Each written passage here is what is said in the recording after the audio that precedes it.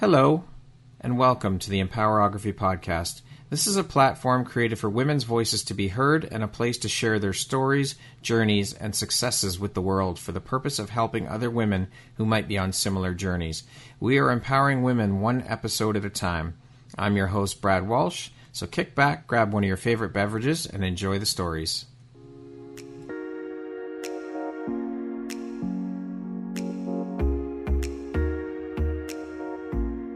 The world needs to hear your message and your story, so don't deny the world of that gift within you that the universe has given you. Someone out there needs to hear your story because it will support them in feeling hope, inspired, and even transformed. Do you want to discover how I help get my clients out of their own way, show up, and confidently share their message? I would love to extend an invitation to you to join me in my free masterclass, Start Your Own Podcast from Idea to Implementation, on Wednesday, April 5th at 1 p.m. Eastern. You can find the registry link in the show notes. Hope to see you there. Hello there, Brad Walsh here, your host of the Empowerography Podcast. Today, my guest is Cynthia Jordan. She is the founder and CEO of Learn, Look, Locate. Welcome, Cynthia. Thank you so much for taking and making the time to be here with me today. How are you doing today? I'm good. Thank you so much for having me. I'm flattered and honored. I am absolutely honored, and I am so excited to have you here. I cannot wait to jump in and start sharing about your journey, your story, and the beautiful light you put out into the world through all the incredible work that you're doing. So with that being said, let us jump right in. Cynthia, can you please share with us what Learn, Look, and Locate is all about and when you founded the company? So Learn, Look, Locate is a beautiful haven of people, including survivors and physicians from all over the world. It is a global hub of education, inspiration, and connection in the world of breast cancer. And it is a void that I found that I so desperately needed when I got hit with this disease. And I looked around and felt something's missing, something's wrong. And I spoke to my lovely partner, who he unfortunately lost his mother to breast cancer, and agreed with me. And we came up with the name Learn, Look, Locate, because there is a very small window of time that an individual has when diagnosed with any type of cancer, really, to process what has happened to them. And so my biggest aha moment is I knew nothing and I wanted to learn, and I took it to the extreme. And I still do. I'm fascinated with the information that's available to us, but not readily available, not in a way that resonates. So I am presenting this information in a way that will hopefully capture the busy individual, such as myself, to really truly understand that your mammogram, your breast health is so serious, and it's not something you should blow off. It's not something you should leave to the gynecologist. You have to take all of this into your hands. And so I could go on and on. I know that. So I founded this after my own diagnosis in 2019 and realized there is a huge void. And I believe that this void is bigger than anyone really understands, because I do it every day. Absolutely. Well, that's part of why you're here. Let's educate the people on what they need to know and learn and bring the awareness around it. Yep. Can you speak a little bit about your role and duties within Learn, Look, and Locate now, as opposed to when you first founded the company, and how they've changed over the years with the growing awareness of the business? So I'm still spearheading everything. Every face, every doctor, every survivor is me connecting with. So I take a real personal interest and connection with everyone that's part of this mission. So there really is just me behind every image that you see on the website and on my social media efforts. I believe because going through this and understanding what this feels like is really important. So I started this and had been working with somebody to kind of help me with the post. And then I said, no, I need to do this. And I'm so glad I did, because it really has my personal touch to it. And I do reach out. Anyone that writes me, I write them back. And I don't want anyone to think this is a really big organization, which people have thought. They don't realize sometimes that I am the person behind this, really just me. So it has evolved in the sense that I have really dedicated a lot of time to social media And I'm older, so this is all new to me. And it's really been this, I don't know if you want to use the word smartest, probably the most beautiful thing that I've done is climb into, like, kind of climb under the sheets and really just cozy in with everyone that's going through this as much as possible so that I can understand what's happening. And so my knowledge of the different types of breast cancer, the misdiagnosis, the young women that are facing this that I just feel are not being heard, it gave me the opportunity to really do what social media in a positive way can do, is socially interact with people all over the world, from Australia to Germany to South Africa. And I Zoom with these people and I chat with them and I talk to them and I celebrate them because I think it's just so needed. We are so frightened and scared. So it has evolved. It has grown, and I continue to still do pretty much everything except for the website. Obviously, I don't have a web background, so I design every page myself and then get somebody to bring it to light. I don't know if that helps. And then the doctors, working with the doctors have grown. I think it's 14 medical advisors and 4 advisors, and all of these people are part of the journey and so necessary in my mind to educate us on restorative and medical tattooing and genetic counselors and lymphedema specialists. It's just ridiculous. There's so much we don't know. So these people are a huge part of Learn, Look, Locate. So I might be the one doing all of it, but we are doing this together. So yeah, as a team, it's a team effort, and that's a hell of a lot that you're doing, and the amount of people involved. But the people who have got involved, that speaks volumes because they've got on board with what you're doing. Yeah, that's a really great comment because, Brad, I believe that some of especially the doctors that are part of my mission, they're on the other side of this and they see it every single day, and the disease is on the rise. So we need to get in the forefront. So Learn, Look, Locate is not just for people going through breast cancer. It's for women like me that needed to be educated before a diagnosis on screening and genetic testing, all of these preventative measures that can be tackled to help catch it early if possible. Yeah. So, for sure. It's so important. Now, I want to speak specifically a little bit about your personal journey of being a breast cancer survivor who survived stage 2B breast cancer. As you mentioned, there are so many different types of breast cancer. When you reflect on your own breast cancer journey, what were some of the significant moments or turning points that shaped your perspective on life, resilience, and the advocacy work that you're doing? So, wow. I think shock was first and foremost, and just the whole emotional roller coaster of what was coming at me, the fear of what this disease represents to anyone that hears the word cancer. My father had lung cancer, so it's not so foreign to me. But when you have no family history of, quote, breast cancer, you really do walk around thinking that you are not going to get it. And that is a huge misconception. So I think a lot of what happened to me was I did get normal mammograms constantly. And so I just went on with my life. But the biggest aha moment was, wait a second, I got normal mammograms with a note that said I had extremely dense breasts. Well, that is a risk factor for breast cancer. Well, I never knew that. I kept getting these notes and I kept getting 2D mammography. And 2D is not nearly as efficient as 3D. So I should have gotten 3D. I should have gotten supplemental screening. So these 2 factors alone are a big reason. And I do put myself out there on TikTok.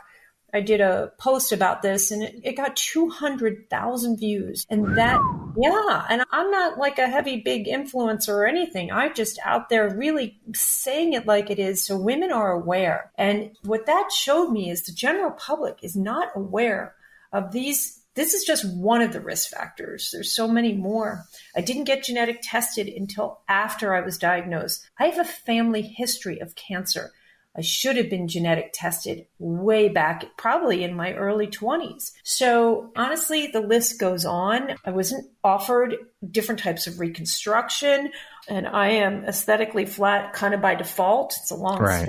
But anyway, my advocacy work really came, I just couldn't rest easy, and I applaud all the advocacy groups out there. There are many, but my biggest aha moment was, there's information out there, but how are you really going to reach people? So what I do, Brad, is work with imagery, because when I was diagnosed, I Googled like crazy and I scared myself more. And I just got into a rabbit hole, because you're reading this clinical information on a white background with black text. You're alone with your own thoughts, and you're feeling a walnut-sized tumor that's sitting in your body that's been probably living there for 5 years. I'm talking about myself. Yeah. And I realized, oh my God, there are women that are living past this disease. They can get through it. There is some beacon of light. There is some hope. And I needed more. I needed something to calm my mind down. And I want to bring out the fact that I think a woman's brain likes to see pretty things. I know for myself. And that's why I created the website. And that's why I do my posts in a way that is just a little bit more calming and takes the anxiety down. And I spend hours picking these images out so that they feel and resonate in a way that will capture attention and create a sense of connection and calm. Education is key. I mean, were you even aware that there was 3D imaging as opposed to just 2D? So, yeah, I was, and it was offered. And to be honest, it was offered in a way like, you want fries with that? Oh, man. And, it just is. I mean, even down to when I had my surgery, I had the tumor in the left side, and someone said, you should get them both off. I wasn't going to. I was like, you just go along like a dog on a leash. And someone said, get them both off. You'll never have to deal with this again. And so I called up and I said, you know what? I want them both off. And I got that feeling. It was like, yeah, she wants a burger and fries. Like, she's getting the second one off. Just very cut and dry. Well, ironically, I had precancerous cells in the right breast, and the breast surgeon said, good call. So I'm so grateful for that. Yeah, for sure. Absolutely. Yeah. There's not a playbook for this, I guess. Yeah. There's no playbook. So it's evolved, and it's becoming, I think people are finally hearing me. And I've recently, even this past weekend, have gotten these lovely messages from complete strangers going through this saying, if it weren't for you, I wouldn't have gotten through this. Your account has helped me so much. I'm really getting the feedback of the void of what's happening is what I needed. So I'm so grateful. How incredible is that? I mean, I think that's beautiful and inspirational for you to keep going and doing what you're doing. It really is. I mean, that is my why. That is why I get up and do this, because, and I will share this with you. It's almost like boot camp. I get a whole bunch of people diagnosed. And then what's really neat is they do move on. They get on with their lives. Many 20-year-olds followed me from when I first started. Now they're engaged, getting married, having babies. They don't follow me as much, but that's okay. Unfortunately, there's a whole new set of people that now do. Yeah. And so for individuals currently facing a breast cancer diagnosis, the journey, of course, can be incredibly overwhelming and filled with uncertainty, as you were just talking about. What advice would you give to someone in this position, considering your firsthand experience and insights? Wow. It is such a scary time, and I want to be realistic that the mind can really take you to places that just the word cancer, it's just a powerful word. But with all the work that I'm doing with these incredible Learn, Look, Locate medical advisors, some of the things that they say to me is, we're doing a great job treating breast cancer. We're not doing a good job preventing it. So what I would say is empower yourself and understand this disease as much as possible, because every time I gained more knowledge around the staging of my tumor and the grading of my tumor, I'm a big fan of, there's a big difference between staging and grading. And so I want people to understand there's grading of the tumor, meaning how aggressive it is, 1, 2, or 3. And so I want people to really embrace the pathology report. And I have a whole page on the website. I have a pathologist as part of my mission so that people truly understand that really dissecting the disease yourself. There are tests out there to understand whether or not you need chemotherapy. So the anxiety is very high, and I want people to slow down, calm down, and read as much as possible, because once I did that, but honestly, if I didn't have a friend who told me about genomic testing to understand if I needed chemotherapy, I wouldn't have known. And that is why the website is so powerful, because if you spend time and really read through some of these pages, you'll be more empowered. And the more empowered I got, the calmer I got. But I didn't know so much in the beginning. And I want to grab people's hand, hold their hand, say, I can't even say the words, it's going to be okay, because I don't know that. I just want them to know that there is a lot of really great, many advances being made in breast cancer, even down to how we monitor reoccurrence. There's a blood biopsy now. And I work closely with the company to get that message out there for the risk of recurrence monitoring, genomic testing, different types of treatments that are available. So I would say just really empower yourself without getting too anxious. And that is why the website is, I think, quite calming. So it doesn't make people scared. And there's a lot of people that have gone through it. I mean, if you go to the Inspire tab and look at the survivors and their beautiful faces and their beautiful stories, they all want to help. They all want to connect with you so that you don't feel alone. And they all want to share their stories and raise their voices. That is so powerful. There's so much power and beauty in community. So we will definitely be putting the link to the website in the show notes for when your episode is launched. Definitely, Cynthia. Thank you. Awesome. Now, alongside of the physical effects, obviously there's going to be a ton of emotional response there as well, such as fear, anger, grief, all of these things. How did you manage those emotions, and what self-care practices did you find helpful during your healing process? Oh, wow. Well, I actually went and did Bikram yoga, believe it or not. It was very intense. And I had a lot of breakdowns. I mean, I really got real with myself, and I sort of joke and say I had lunch with Lady Death. And yeah, I did. I faced my mortality head on. And I don't know. One thing I would say is many of us live on autopilot, and some cancer patients, and I'm one of them, woke me up in many ways. And so I really, over time, started to embrace what this did to me from a spiritual level. And it can have a very beautiful silver lining. And I know anyone who's going through this in the beginning might not see that. But I do feel that many of us do find that there is a sweetness of gratitude towards every day and an appreciation of your body working every day. It's a miracle because we really don't know that cancer cells are being formed. And I honestly didn't really even understand what cancer truly was.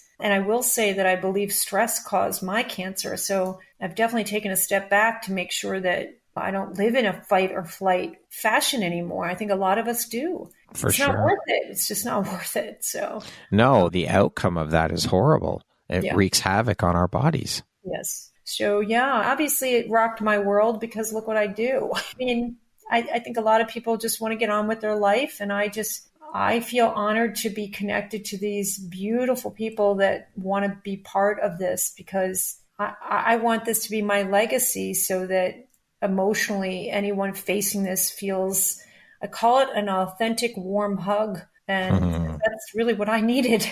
Yeah.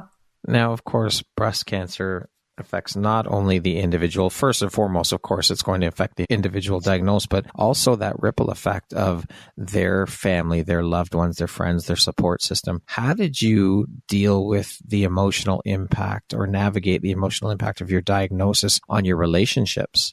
And what advice do you have for others in similar situations? I just think the people around you they can be scared for themselves, relatives. When you get genetic testing, I think everyone was like, holding their breath, like, oh my God, I hope she doesn't have the gene because then maybe I have it. But that's not necessarily the case. Someone could have it and another person in a family member could not have it. So I think there was that going on. But I still think a lot of people don't really understand what this does to the person that it happens to, because even years that go by, I'm in my 4th year, we still live with this. And because I have scars, I'm reminded every day. And I don't know. I just pulled myself through and honestly would get dressed up and go to radiation and rang the bell alone. I was alone. Wow. Yeah, I did a lot of this alone. It's a long story. I was going through some heavy personal stuff at the same time. really heavy stuff. And I was very alone. And that is also why I started Learn, Look, Locate. I don't want anyone to be alone. It's too powerful. It's very heavy. So I had some people kind of get very scared by what I was going through. So I kind of had to distance myself because it's scary enough when you're the person going through it. Yeah. And so I think people are freaked out. They're like, oh, you have cancer? And because I never felt sick, Brad, I think some people might agree with me. This disease can be painless. And to this day, I never felt sick. That's the weirdest part. And that is also why I scream at the top of my lungs, guys, I did not know I had this. So please understand it can be a very silent, and even for some that have some of the unique breast cancer types where they have symptoms and get dismissed because they're too young and they think it's eczema or, that's also a big part of my work is making people recognize the different types of breast cancer. But I can't really answer that. I just struggle with that question. Well, I applaud your strength and resilience and courage for what you had to endure alone. I mean, dealing with that in itself is massive, but then also having to deal with all the other stuff you were dealing with at the time. I think it's just an incredible testament as to who you are as a woman, your strength, your courage, and your resilience. So I applaud that. Thank you. I appreciate that. Of course, I'm curious, can you share some strategies or practices that helped you maintain positivity and strength and hope throughout your treatment and recovery?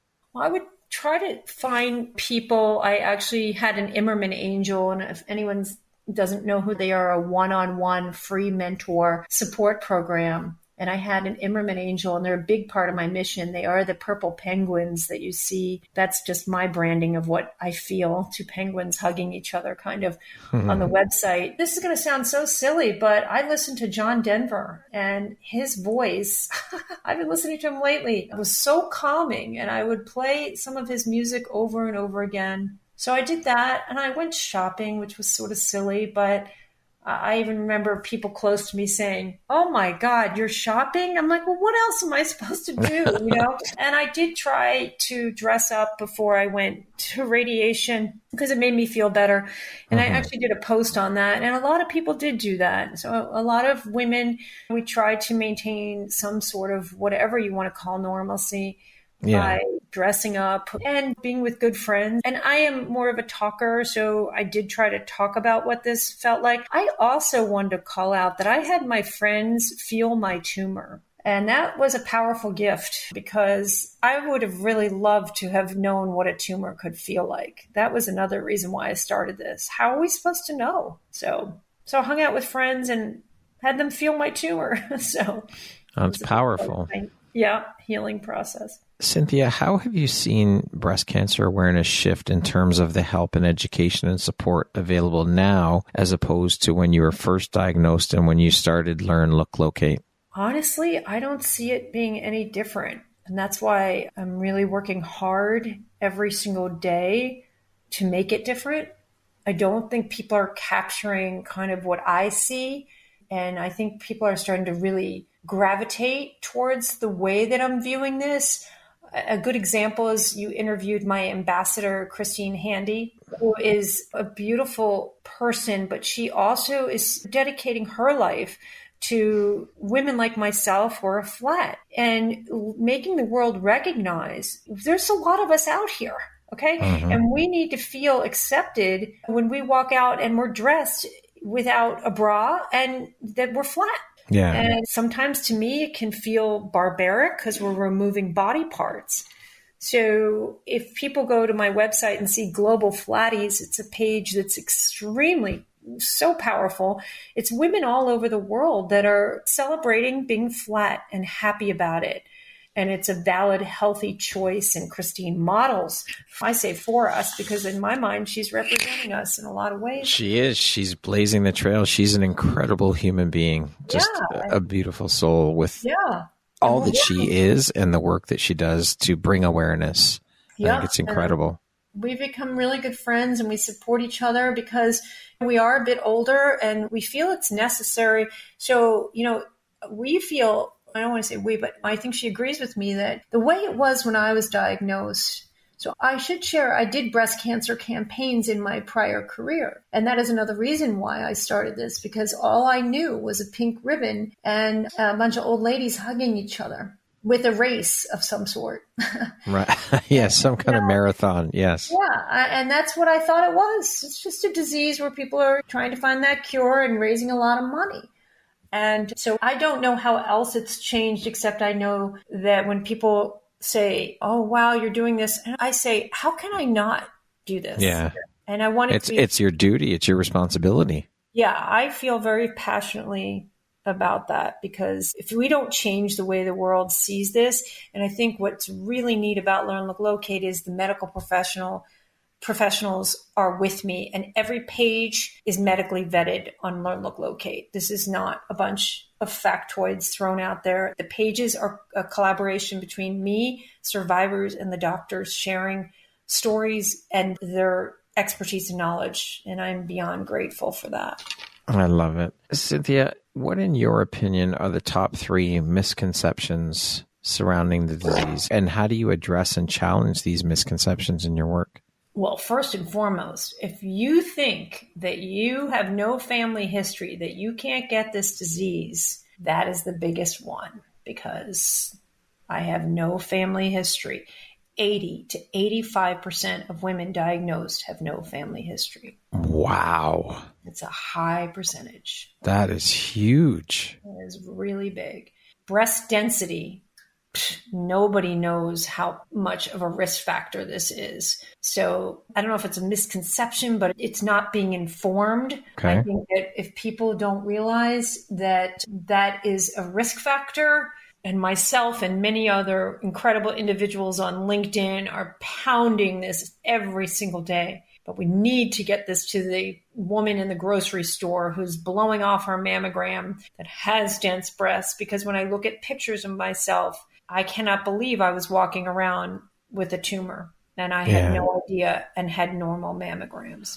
So the misconceptions, 3 misconceptions. Again, the BRCA gene, all the genetics, genetic testing. Have you been getting genetic tested? And so that's why I work with Myriad Genetics. I have a genetic counselor from Myriad as part of my panel of experts to bring that information to the forefront.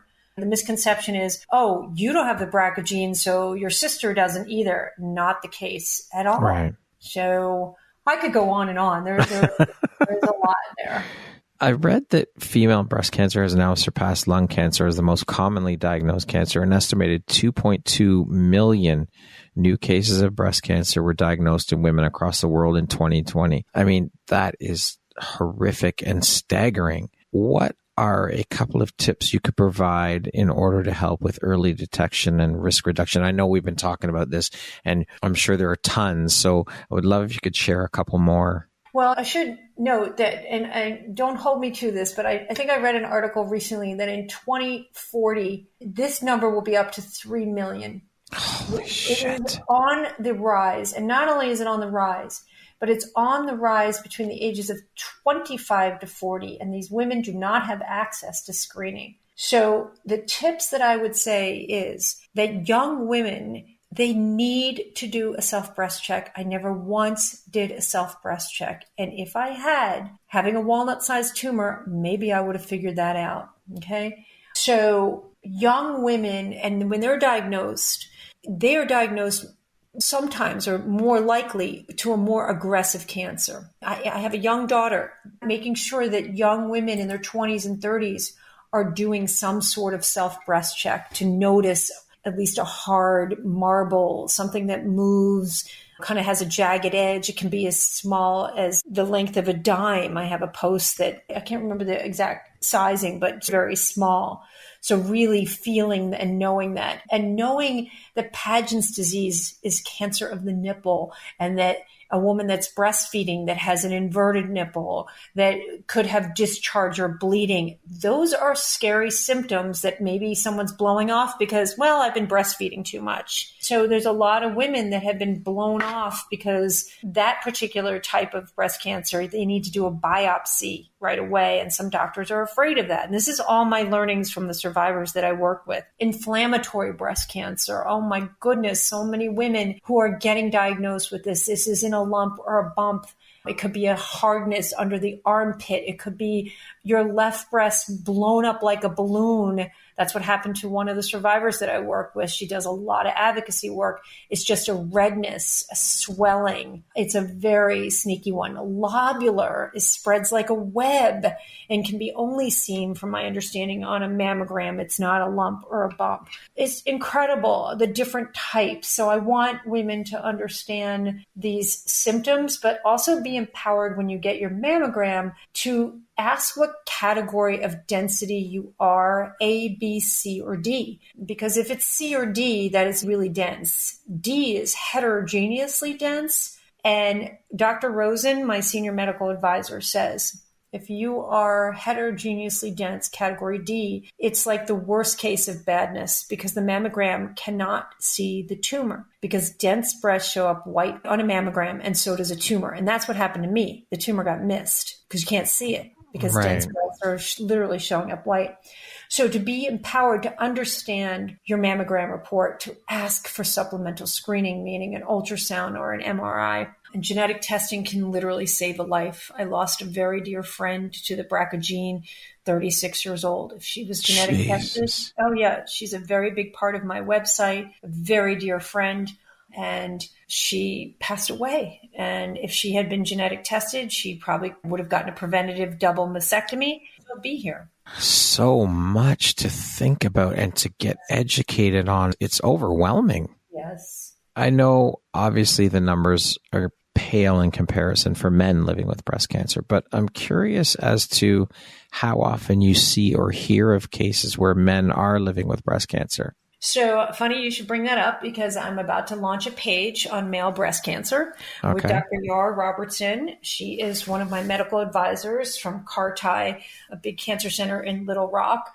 And I work with a gentleman named Rod Ritchie from Australia who was diagnosed with stage 3B breast cancer. He is a huge advocate. So if any men are listening, he is very supportive of sharing his story. He had a mastectomy. He's had extensive treatment. And although only 1%, I think it is off the top of my head, it is extremely important for men to know that this can happen to them as well. If you have breast tissue, you have a chance of getting breast cancer. So do you think that percentage might be a tiny bit higher in terms, and the only reason I ask this is because, of course, as men, we aren't, I would think, going to want to admit something like that and share information and get the help that we need or talk about it. Yeah, I mean, I think it's a genderless disease is what Rod says. I interviewed him and yeah, but it's still, you got to just not be embarrassed. And men need to do self-breast checks too, for sure. I mean, honestly, I'm such a huge fan of making sure that every aspect of this disease is brought to the forefront. That's why it is 24/7. And I'm so glad you brought that up because literally launching any day now is this very special page. Incredible. Well, again, it speaks to who you are and the incredible work that you're doing. Because as you just said, as the doctor said, it's a genderless disease. I think it's incredible the awareness you're bringing around all of it. It's just amazing and inspiring. Thank you. The fight against breast cancer involves not just raising awareness, but of course, advocating for better policies, increased research, improved access to quality care. How do you engage in the larger conversation around breast cancer awareness campaigns? Well, because it's just me, I don't have an army around me to help with that. I don't have the bandwidth. So on a larger scale, I would say that my newest partnership with Walgreens Specialty Pharmacies is my national approach and way of helping to connect with the breast cancer community by sharing their message, because what they do is extremely special and unique because they have so many services to offer the breast cancer community that a lot of people don't know about. So one of their specialty pharmacists is now part of my medical advisory board. And I recently went live with Dr. Alex Kuzmano from Walgreens. And because they are national in scope, working together is really helping to bridge that gap between understanding your disease, but also the kind of the very unique services that they offer, because they can help patients in many ways. And I do have a dedicated page on the website that shares all about Walgreens specialty pharmacies. So I don't want to get into all the details, but well, like I say, the link to the website will definitely be in the show notes so people can check all of that information out. Yeah. What keeps you motivated and determined to fight for breast cancer awareness and support? What message do you have for those who may feel overwhelmed or unsure about getting involved in advocacy work themselves? So what motivates me is 3 people last year that I became very close to that were stage 4 that are not here. And they were very young, in their 30s, early 40s. Because I see these faces every day on Instagram, and I can't stop because I want to be here to help change the way this disease is viewed. And I've been, on a comical note, been called fairy breast mother because I am so motivated. I almost feel tapped on the shoulder. I feel a pull. I feel so driven to do this. Again, I said it earlier, if I don't do this, how do we bring this together in a way that is all in one place? And that is also why I'm so busy all the time, because I want to cover it all. And the disease is incredibly complex and extensive and has a lot of advances and people. And the people, honestly, when I read this, I'm reading it, what keeps you motivated, the incredible doctors and the people, the survivors that come to me and they want to share their story, and I want to give them a platform. I want to give survivors a place to tell their story and share their advocacy work. I have a page called Confidence with Courage. Christine is on there. She's modeling. I have a woman who was metaplastic, which is a very rare aggressive type of cancer, who started Breast Cancer Boudoir. Wow. I want women to know that even though she got smacked with this, she started her own advocacy work on helping women get through it with boudoir photography. These beautiful human beings that I meet on social media from day one that are facing this on every different level. And I just feel connected to them. I feel this community of love and acceptance and understanding. And some days it's hard because I feel so sad when I see some of them go through stage 3 and then stage 4, but then I want to be there for them any way I can, even if it's just a heart and a little comment.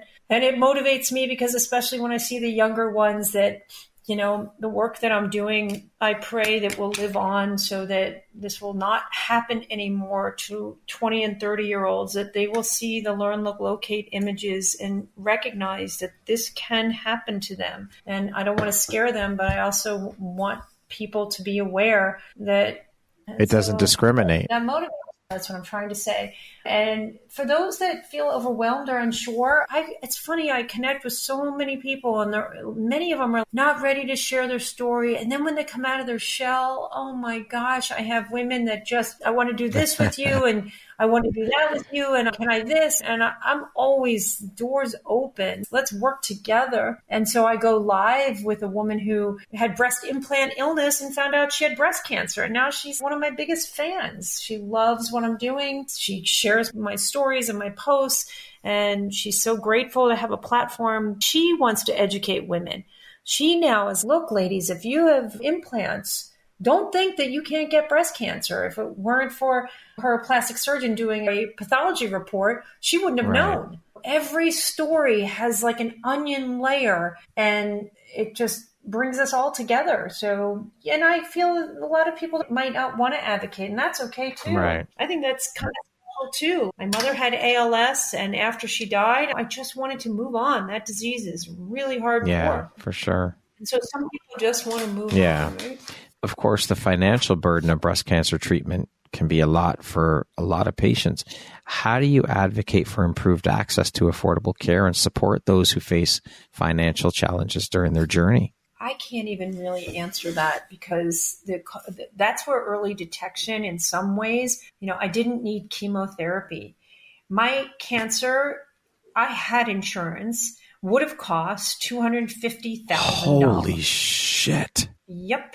So I look at companies and insurance companies, if they would jump on board with educating women about breast density and 3D mammography and genetic testing on the forefront, think of how much financial savings could happen for everyone. But here we are. So I don't know how to speak to that except for what I know from my own journey. That is how expensive a cancer diagnosis is. Wow. I can't even begin to imagine how someone without insurance, I mean, how would you even tackle that? Because not everybody has insurance. And this is a matter of life and death. Mm-hmm.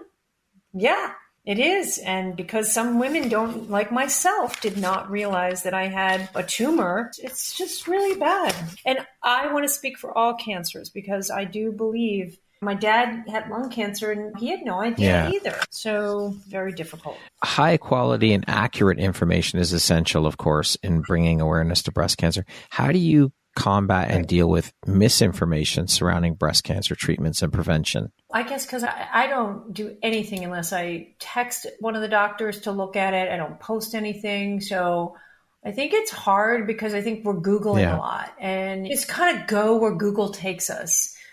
And so sometimes we might not know what the right or best thing but we're trying to diagnose ourselves. That's what I believe, and that's what I did. So I can't speak to that because I really empowered myself right from the get-go and started just learning a lot. But I think if there's misinformation, it takes a while to really know if it's misinformation. What I would say is I think that the whole process is just a mess.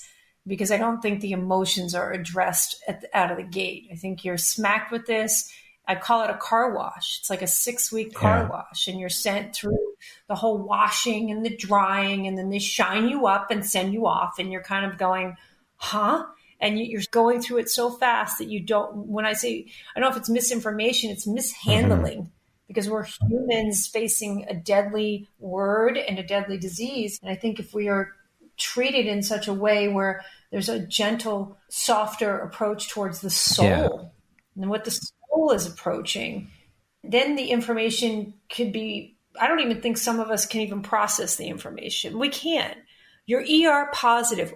What does that mean? Nobody even really understands that. I didn't even know what that meant. What does it mean? What does it mean? It's estrogen positive. My tumor was fed off of estrogen. So I'm eating tofu and edamame, which is soy base, the year I got diagnosed. Did I make it worse? These are all the outlying things that I think if I did a post that said, do you guys really know what ER positive means? Do you have any idea what that means?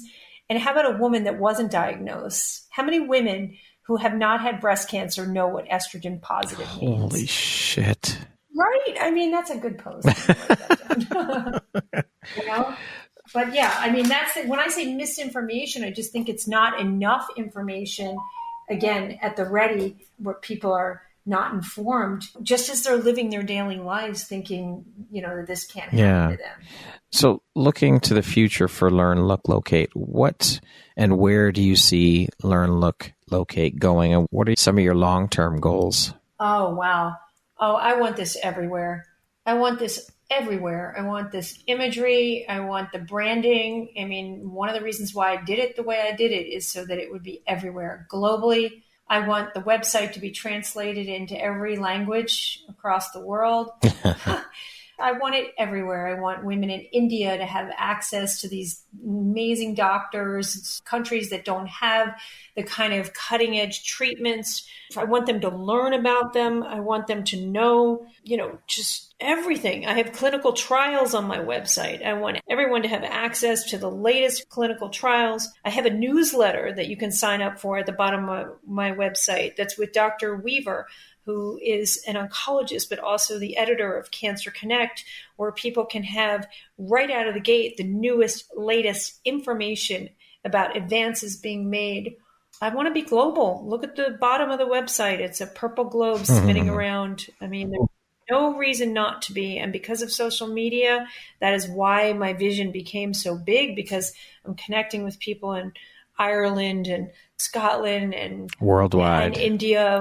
worldwide. Love it. I'm working with companies that are doing things that can educate us. They're doing great things. Let's bring it to the forefront. So, and again, it's just me. So Christine's work in our part, or her being an ambassador. So she's got the whole really neat fashion side of the world. And I mean, we're working hard to change this. It's a lot. It is. You'll do it. I have no doubt. We're trying. What lights you up or is the most rewarding thing about the work that you do, Cynthia? I'm going to read it to you right now. You want to know what it is? This is where I get so happy. I'm going to read it to you. I was diagnosed with triple positive breast cancer, November 2021. I literally had no idea what any of that meant, and I was blindsided in total shock. Even before I had my appointments with my specialist, I scrolled Instagram and found Learn, Look, Locate. I was immediately encouraged and my fear subsided and prepared to fight. I'll be forever grateful for this account and all the survivor stories I've connected with for walking along beside me. Aminda from Tennessee, triple positive breast cancer. Wow, what a testimonial. And there's one more. Yeah, sure, of course. I'll read you this. This is what keeps me going. This is from Janelle in New York. She sent this yesterday. Thank you for getting all of this information and sharing so much. I can't tell you how helpful you have been with my diagnosis and treatment. Beautiful. That's what keeps me going. That's my reward. And because just knowing that this information is so important and so hard to navigate and find. And I just want to make it easier, and I want to be a one-stop shop, if you will, of some sort. Cynthia, what do you think your unique skill set or superpower is that's helped you become successful?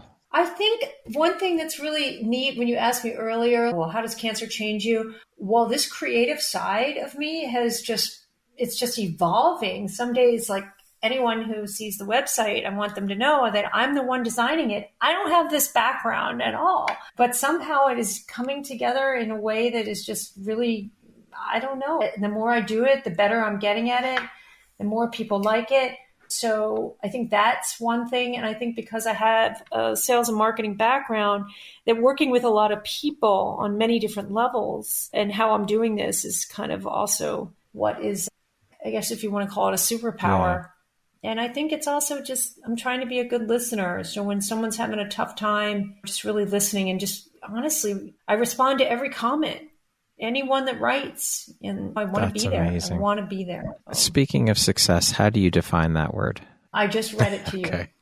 That's my success. I'm being serious. That is my why. That is my, I've never met Janelle or Aminda, but we are connected and that feels really amazing. So that is successful because that is why I did this. What would you say is one of the most important things you've learned in your life? And what was your life like before you learned it? And what was your life like after learning it? Well, I've learned that women, especially, the amount of pressure that we put on ourselves is just tremendous. I'm speaking maybe for many, but maybe not all.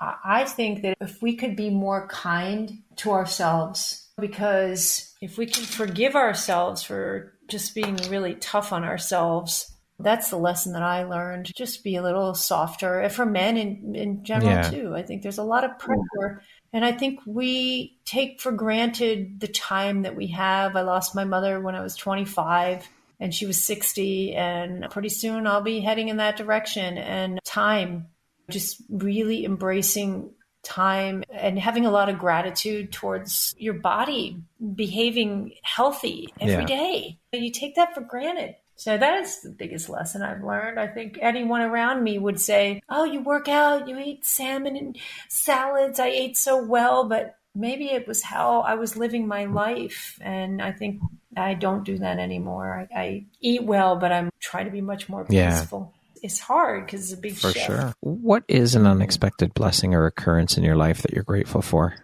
Oh, the fact that I live in Arizona and I look at mountains and cactus and I hike and I'm just in spiritual heaven right now. So, that's beautiful. In this beautiful part of our country. What does the word empowerment mean to you? Taking things into your own hands and really embracing and moving towards just being empowered, being I get the word education always comes to my mind, be empowered with knowledge and your own sense of self. Yeah. So I'm not sure. I'm answering that's that good. well, but... Okay, we're going to jump into a little rapid fire section. So the next grouping of questions just be 2, 3, 4 word answer type thing. Okay. How would you describe yourself in one word? Driven. If you could teach the world one thing, what would that be? Be kind. Just be kind. There's so much hate right now. A lot of divisiveness and hate and darkness out there. Terrible. What is one thing you want but cannot buy with money? For all these young women to not have breast cancer. If you were writing your autobiography, what would the title be? Learn, Look, Locate. Very appropriate. Yeah. If you could be remembered for one thing, what would that be? My website. What is one thing you love about yourself that is not related to your physical appearance? My heart. And that concludes our rapid fire section. Now back to our regularly scheduled program. What aspect of your personality do you think has been the most helpful in your career? I would say my willingness to take the time to get to know people, and my curiosity, and my way of making people feel pretty comfortable to speak openly, because I'm pretty open. What is one lesson your career has taught you that you think everybody should learn at some point in their life? You know what I would say? Stay in touch with people. Stay in touch with people. Because of my background, and I've just kept in touch with a lot of people, and I think it's important to network. Relationships are the foundation of life. Yeah. Mm-hmm. What's something surprising that you've learned about yourself in the last year? Well, I knew I had compassion, but not to the level that I have now. So I have to say my heart is just full. I could go on Instagram right now and I could tell you a lot about a lot of people, and my heart is with many of them. They might not know it, but I love that. If you had the opportunity to sit down and have a 1-hour conversation with one woman, any woman in the world, who would it be and why? Oprah comes to mind. And why Oprah? I just think she has a way of really breaking things down from a human perspective. And I just think it'd be cool to be interviewed by her or interview her and how she became who she is. I just think she has a way of relating to people, and she seems to have done a lot of soul work. I don't know why, but she came to mind. Cynthia, if you could go back and give your younger self one piece of advice, what would that piece of advice be? Wait, besides Oprah, I'd like to add Taylor Swift. She's incredible. So what she's done is just beautiful for everyone. Oh, just be nicer to yourself. Don't be so hard on yourself. That would be it. Lastly, if you were to deliver your last 30-second speech to the world, your tribe, your corner of the world, your people, what would that last 30 seconds sound like? What words of wisdom would you impart? Just be there for each other and be empowered about your breast health. Cynthia, thank you so much for taking and making the time to be here with me today and share a little bit about your story and your journey and the incredible light that you put out into the world through the work that you do. I think you're an incredibly inspirational, courageous, strong, resilient woman. So I appreciate you, and I'm so grateful to be connected to you and to be able to call you a friend. And I'm happy to have you as a member of the Empowerography community. Thank you for all that you do. Oh, thank you so much for this opportunity. It was really a pleasure, and I'm so excited to connect with your listeners, and hopefully they find this to be helpful in some ways. I'm sure they will.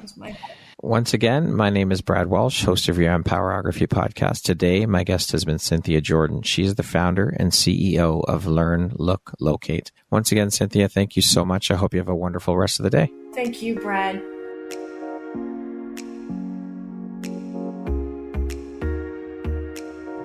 Thank you very much for listening to this podcast. If you haven't yet, please be sure to subscribe, rate, review, and share with all your friends. You can find me at viseuphoria.ca and follow me on Instagram at Empowerography Podcast and on Facebook at Empowerography. Please join me next time for another inspirational story from yet another amazing woman.